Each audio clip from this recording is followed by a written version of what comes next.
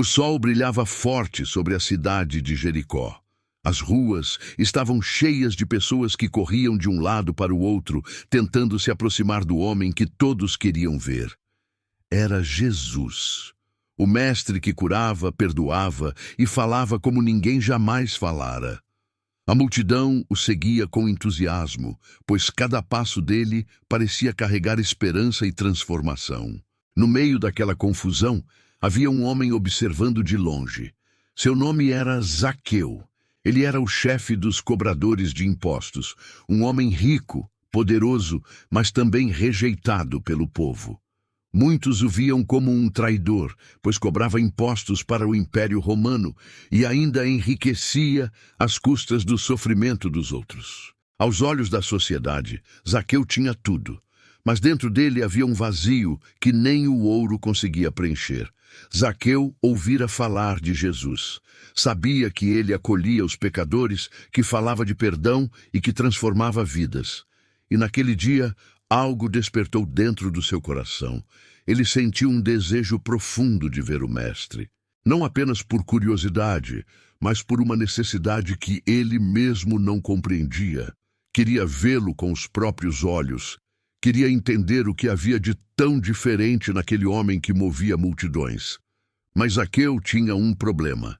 Ele era baixo e a multidão era grande. Por mais que tentasse se aproximar, ninguém lhe dava espaço. As pessoas o empurravam, murmuravam contra ele e o desprezavam. Mesmo assim, Zaqueu não desistiu. Correu à frente e encontrou uma figueira brava à beira do caminho. Subiu nela com esforço e com o coração acelerado. Dali de cima, ele poderia ver Jesus passar. Então, o momento esperado chegou. A multidão começou a se agitar ainda mais. Jesus se aproximava. Cada passo dele parecia trazer paz ao lugar. Quando chegou embaixo da figueira, Jesus parou. O silêncio tomou conta de todos. E, para surpresa de Zaqueu, o mestre levantou os olhos e olhou diretamente para ele. Jesus o chamou pelo nome, disse para ele descer depressa, pois desejava ficar em sua casa naquele dia. Aquelas palavras atravessaram o coração de Zaqueu como uma luz em meio à escuridão. Ele, o homem desprezado, o pecador rejeitado, estava sendo chamado pelo próprio Filho de Deus. Zaqueu desceu rapidamente da árvore e recebeu Jesus com alegria. Mas a multidão não compreendeu. Muitos começaram a reclamar, dizendo que Jesus havia entrado na casa de um pecador. Eles não entendiam que era justamente por isso que ele viera ao mundo, para buscar e salvar os que estavam perdidos. Enquanto estavam juntos, algo aconteceu dentro de Zaqueu. Ele olhou para Jesus e reconheceu o quanto havia errado. Sua alma, antes pesada e cheia de culpa, agora sentia um alívio que ele nunca havia experimentado. Com o coração quebrantado, ele se levantou e disse que daria metade de seus bens aos pobres e que devolveria 4 vezes mais tudo o que havia tomado de forma injusta. Jesus, então, declarou que a salvação havia chegado àquela casa. E completou dizendo que o Filho do Homem veio buscar e salvar o que se havia perdido. Aquele dia mudou completamente a vida de Zaqueu. Ele não apenas recebeu Jesus em sua casa, mas também no seu coração. O homem que antes vivia para o dinheiro, agora vivia para a graça. O cobrador de impostos se tornou um homem generoso. O rejeitado encontrou aceitação. O perdido foi encontrado. A história de Zaqueu nos mostra que ninguém está fora do alcance do amor de Deus. Nenhum erro é grande demais, nenhuma vida está distante demais.